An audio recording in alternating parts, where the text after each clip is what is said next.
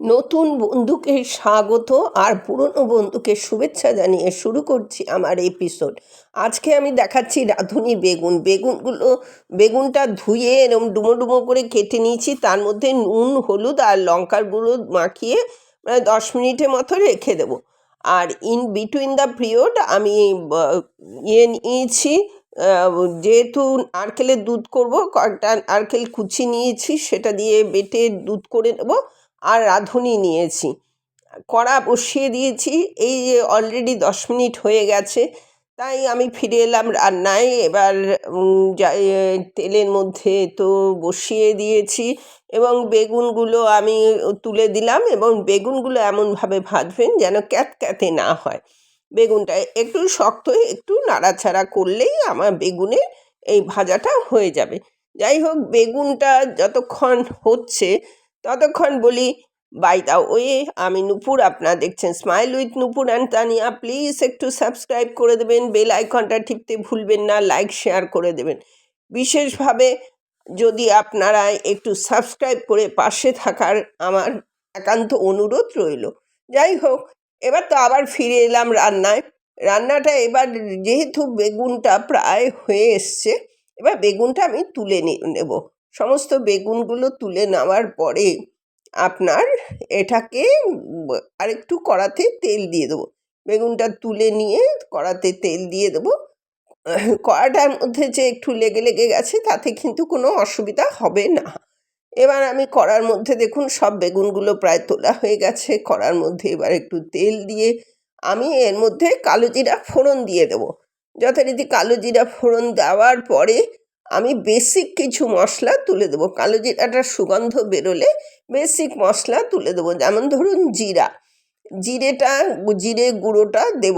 বিশেষ করে রাঁধুনি বেগুনের সাথে জিরেটা খুব ভালো, মানানসই হয়। এবার জিরেটা দিয়ে একটু নেড়ে চেড়ে আঁচটা কমিয়ে সবসময় মশলাটা দেবেন, তাহলে মশলা পোড়ার কোনো সম্ভাবনাই থাকবে না। এবার আমি জিরেটা দিয়ে তার মধ্যে এবার আমি হলুদটা দিয়ে দিলাম, আর লঙ্কার গুঁড়োটাও দিয়ে দেবো। লঙ্কার গুঁড়ো কিন্তু মনে রাখবেন, বেগুনে কিন্তু লঙ্কার গুঁড়ো মেশানো হয়েছিল। এবার একটু জল দিয়ে আমি, যাতে পুড়ে না যায়, মশলাটাকে ভাজবো। এবার রাঁধুনিটা তো আমি বেটেই রেখেছি, সেই রাঁধুনি বাটাটা আমি এর মধ্যে দিয়ে দিলাম। দিয়ে এটাকে ভালো করে বেশ নাড়াছাড়া করে আপনার তারপরে বেগুনগুলো তুলে দেবো। ইন বিটুইন দ্য পিরিয়ড আমি নারকেলের দুধটা তৈরি করে রেখেছি। নারকেলের দুধ তৈরি করবেন কি করে? নারকেলটা বেটে নেবেন, বেটে গরম জলে ওটাকে দেবেন, দেখবেন তারপরে আপনি ছেঁকে নিন, দেখবেন দুধটা বেরিয়ে যাবে। আর এর মধ্যে আমি আদা, আপনি ডাস্ট দিতে পারেন, কুচিয়ে দিতে পারেন, আমি একটু গ্রেট করে আদা দিয়ে দিচ্ছি। আর এর মধ্যে একটু টমেটো, ব্যাস এই হচ্ছে এর ইয়ে।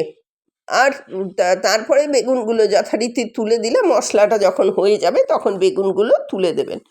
এবার বেগুনগুলো তুলে এটাকে একটু ভালো করে নাড়াচাড়া করে, এটা অত্যন্ত সুস্বাদু হয়, বহু প্রাচীন রান্না এবং বহু সুস্বাদু রান্না। একবার অনুরোধ রইল, এটা একটু করবেন। এদিকে আমি নুন আর চিনি, এটা কিন্তু নুন আর চিনি পড়বে, তাই নুন আর চিনি দুটোই দিয়ে দিলাম। দিয়ে একসাথেই দিয়ে দিলাম, আগে পরে আর করিনি। এটা দিয়ে নাড়াচাড়া করে আমি একটু যাতে ভালো করে এটা, কি বলবো, এটা মিক্সড হয়ে যায়, যাতে মিক্সড হয়ে যায় সেইটাই করব। করার পরে এটা যাতে সবসময় একটু মাইনিউটলি ফলো করবেন, যাতে বেগুনটা কোনো মতে গলে না যায়, ক্যাতক্যাতে না হয়। যেটা বলতে চাইছি, এটা একটু খাড়া খাড়া থাকবে একটু। এবার আমি দুধটা যেটা বের করেছিলাম, সেই দুধটা দিয়ে দিলাম। এই দুধটা দিয়ে দেওয়ার পরে আমার আরেকটু দুধ বেঁচেছিল, সেই দুধটাও আমি এর মধ্যে দিয়ে দেবো। এটা নারকেলের দুধ।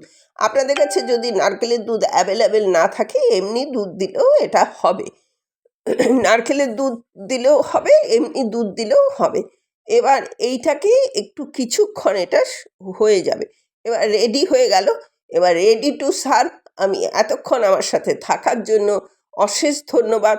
পরবর্তীতে দেখা হচ্ছে যে কোনো একটা এপিসোডে যে কোনো রেসিপি নিয়ে। সুস্থ থাকুন, ভালো থাকুন, এই কামনায় করি। আর নিত্য নতুন রেসিপি পেতে পাশে থাকবেন। আর আমিও নিত্য নতুন রেসিপি আপনাদের কাছে পৌঁছে দেবো।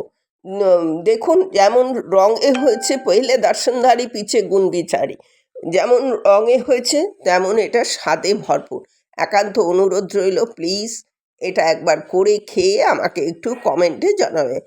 আজ তাহলে আসছি, পরবর্তীতে আবার দেখা হচ্ছে।